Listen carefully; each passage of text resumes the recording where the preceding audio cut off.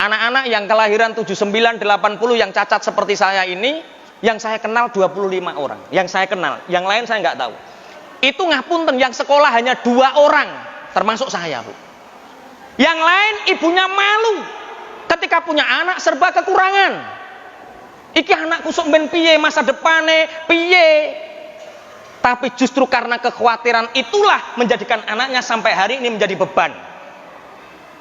Ibu saya beda. Apa Mas? Sampan ngono ki sok ben payu rabi to ora?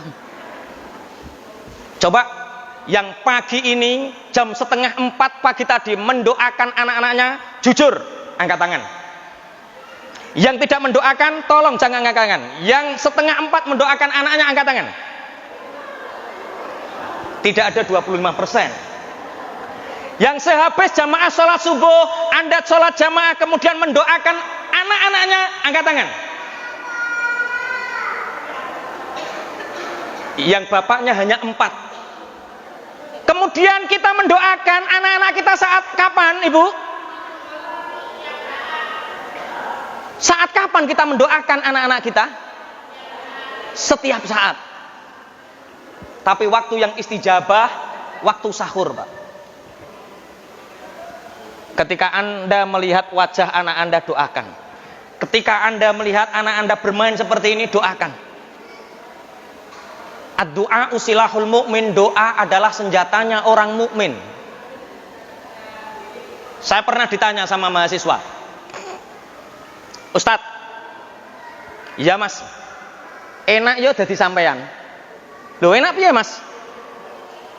Perusahaan karyawannya sudah ratusan, sampean tinggal ngaji sudah bisa.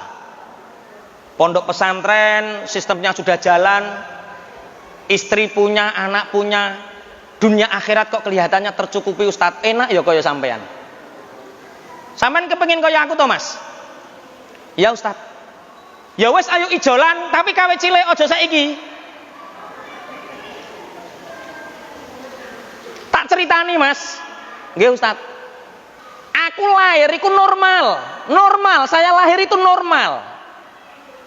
Ketika usia 2 tahun saya berlari-lari seperti anak ini, tiba-tiba jatuh. Kemudian badan saya panas. Disuwukke ning nggone kiai minta doa berkah. Dipijetke. Akhirnya disuntik ning nggone mantri, Pak. Jadi bar disuntik mantri tambah gak bisa jalan.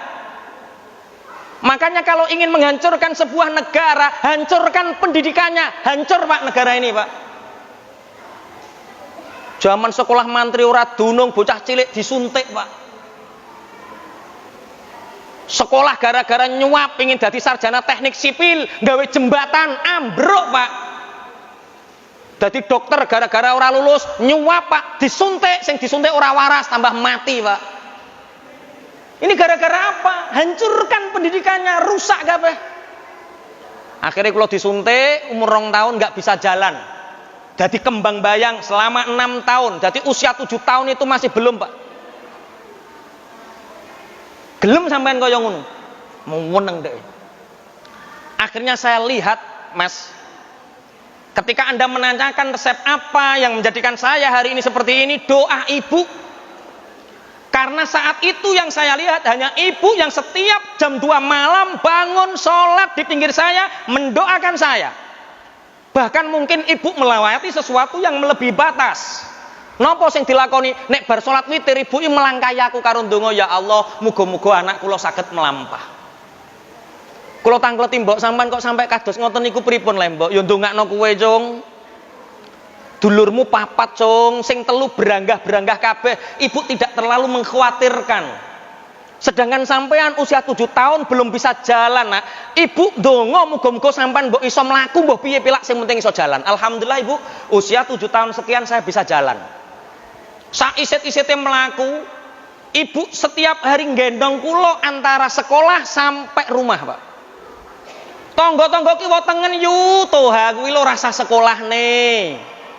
Berarti sampean gak iso kerja tiap hari nggendongi anak. Kok trimo nggendongi anak ninggalno nyambut gawe eman. Apa kata ibu saya? Nak, gak popo, ibu mengorbankan waktu demi sampean. Makanya saya pesan sekali lagi, jangan yatimkan anak Anda ketika Anda masih hidup. Perhatikan anak. Kalau digendong, Bu, digendong. Apa yang dikatakan ibu sampai hari ini tak ingat.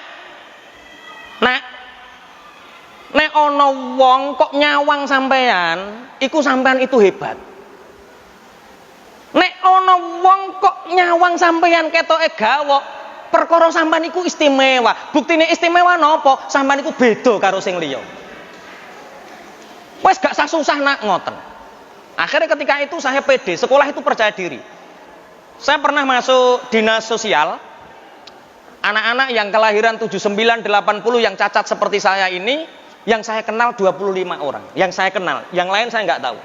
Itu ngapunten, yang sekolah hanya 2 orang, termasuk saya, Bu. Yang lain ibunya malu ketika punya anak serba kekurangan. Iki anakku sok ben piye, masa depane piye. Tapi justru karena kekhawatiran itulah menjadikan anaknya sampai hari ini menjadi beban. Ibu saya beda. Ibu saya selalu ngendikan, nak, masa depanmu cerah, nak, uripmu bahagia, nak, sing merubah nasibnya bapak ibu mboke sok ben sampean. Itu terus yang diucapkan, sehingga saya selalu termotivasi untuk menjadi anak yang benar. Lah itu masa itu dilewati. Yang paling berat itu SMP, Bu. Saya sekolah di SMP Negeri 1 Mbalen, karena di sana ketika itu kakak saya di sanawiyah semua, saya ingin beda. Saya ingin sekolah SMP Negeri 1. Ketika itu ngapunten, tahun 92 masuk SMP itu jek usum PP apa nek ngarani kae jenenge? Kon gerak jalan lho. Kon gerak jalan lho apa? Wis mbah apa pokoke jenenge kuwi. Sekolah nggak langsung masuk ruangan, nggak langsung pendidikan, nggak, tapi gerak jalan, ngapalkan GBHN, Undang-Undang Dasar 45, semua dihafalkan. Saya ikut Pak gerak jalan. Almarhum guru saya, namanya Pak Sekjen Gunarmo, manggil. Tua, kamu sini. Ya Pak, kamu jangan ikut gerak jalan lah, menghafalkan GBHN saja, undang-undang, nama-nama menteri semua dihafalkan. Sekarang enggak ya, nama menteri nggak dihafalkan ya. Yang dihafalkan hanya yang korupsi saja ya. Akhirnya 1 bulan, 2 bulan nunggu jenuh Pak. Perjalanan Mayangkawis Balen itu 5 kilo. Ngontel Pak saya. Ngontel baru masuk saya dapat kelas 1C, alhamdulillah. Dapat 1C, semangat-semangatnya belajar, bahasa Inggris diulang yo seneng, masuk lulus SMP bisanya hanya I love you, seneng Pak. Bahasa Indonesia seneng, bahasa daerah seneng, PMP seneng. Baru seneng-senengnya belajar, ujian datang sama teman sebangku saya Pak. Apa Mas? Sampan ngono ki sok ben payu rabi to ora? Coba bayangkan, anak usia 1 SMP sudah dikatakan, sok ben payu rabi apa ora? Ketika itu saya ingat ibu. Nak, nek atimu ora kepenak perkara takdire Allah ning awakmu, doa seketika nak, doamu saat itu diijabah oleh Allah. Dadi nek atimu kok ora kepenak gara-gara omongane wong tentang takdirmu, segera berdoa. Saat itu langsung ndonga Bu kula. Ya Allah, muga-muga sok men bojoku ayu, gematin, riman, penaan, genah tak jungak. Lah berhubung saya waktu itu teman saya itu enggak genah, hatiku yo tak dongakno elek. Muga-muga sok ben bojone bocah iki merongos, muga 2017 kemarin ada reuni Pak. Reuni. Saya itu bisa nyetir mobil, saya bisa naik sepeda motor, saya bisa silat, saya bisa main ruyung, saya bisa main toya, saya semua bisa. Karena bagi saya bakat adalah mitos. Mungkin orang yang normal nggak bisa nyetir, saya nyetir Pak. Tapi alhamdulillah nggak pernah ditilang.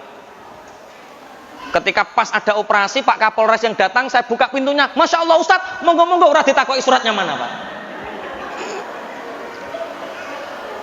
Akhirnya tak pancal dewe, Loh, saya itu punya santri Bu, tunanetra, hafal Quran, bisa naik motor.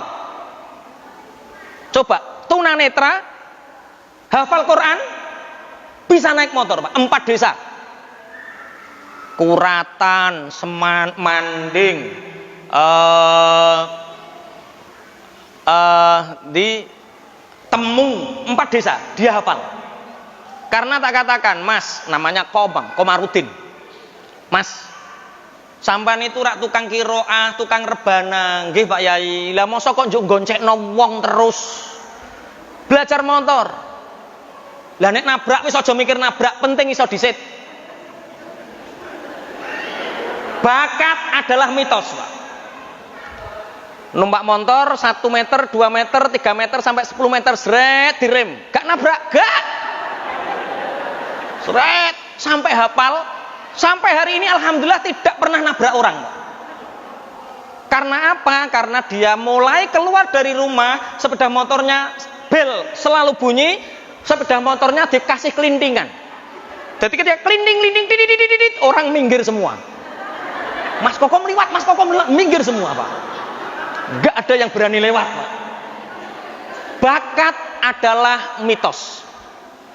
Akhirnya istri saya tak bawa, tak setiri dewi, anak-anak tak bawa ketika reuni. Sampai lingkungan sekolah, saya keluar dirangkuli konco-konco, alhamdulillah podo sukses kabeh, alhamdulillah Pak. Teman-teman ngumpul, istri saya karena pendidikannya salaf, Bapak Ibu, nggak pernah sekolah formal, pendidikannya salaf, jadi ciri khas istri saya itu nggak pernah jalan di depan saya. Jadi istri saya pasti jalannya di belakang sedikit atau minimal sejajar. Kenapa? Kalau di Taklimul Muta'alim, seorang istri yang berjalan di depan suaminya itu menyebabkan rizki suaminya itu terkuras, artinya mudah habis dan mudah miskin. Makanya Pak tulung nek bojone sampean kok mlaku ning ngarepe sampean niku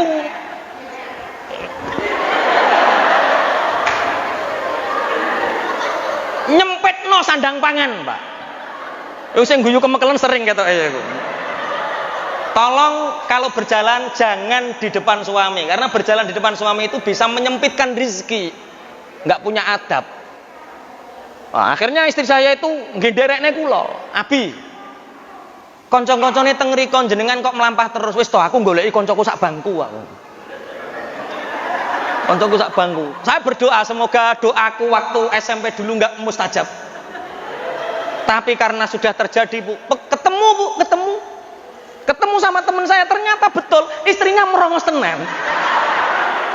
Ya Allah. Ad-du'a usilahul mu'min. Doa adalah senjatanya orang mukmin. Maka doakan anak-anak ibu di setiap waktu istijabah. Makanya biyen kiai ku ndonga, Pak. Jam 3:30 kiainya mendoakan, ustadznya mendoakan, guru-gurunya mendoakan. Kemudian orang tuanya ikut mendoakan, bertemu di langit, Pak. Plek jadi anaknya sampai ndablek kok kaya apa? Ada cahaya nur di sini dan suatu saat anak Anda akan kembali menjadi orang baik. Allahumma. Yang membahayakan adalah ketika waktu sahur ustadzai turu citer wong tuane citer pisan. Anake ndablek, iku angel, Pak. Oke, 5 akobah sukses. Yang pertama, ayo kita semangati anak-anak kita untuk punya himmah, punya cita-cita yang kuat. Pompa semangatnya, jangan ditakut-takuti. Bocah kok ora pinter ki sampeyan nasib pempiye, jangan pernah takuti masa depan. Yang kedua, siapkan ilmunya, selalu upgrade. Yang ketiga, beri makanan yang halal. 4, carikan komunitas yang baik. 5, selalu doa. Itu yang mungkin bisa kami sampaikan di Siratal Mustaqim. Mohon maaf atas segala kekhilafan. Ngapunten dek wau di awal-awal tak seneni. Muga-muga ono manfaati barokah. Ingat, jangan pernah menjadikan anak kita yatim sebelum waktunya. Al-Fatihah.